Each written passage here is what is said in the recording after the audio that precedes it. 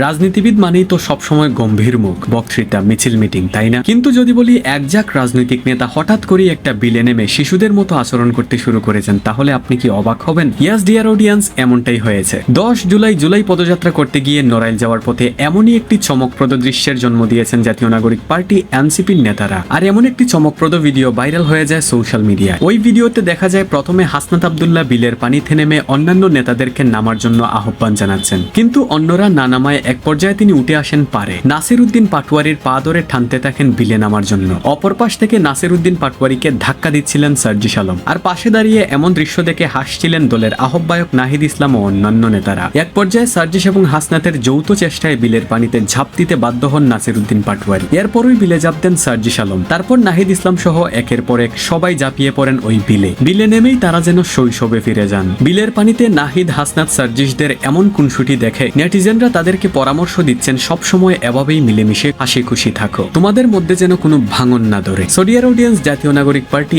এনসিপির নেতাদের আপনি হয়তো এই প্রথমবার বাচ্চাদের মতো এমন আচরণ করতে দেখতে পাচ্ছেন। এ নিয়ে আপনার কি মতামত? আপনার মতামত অবশ্যই কমেন্ট করে জানাবেন। And please guys, subscribe to our channel.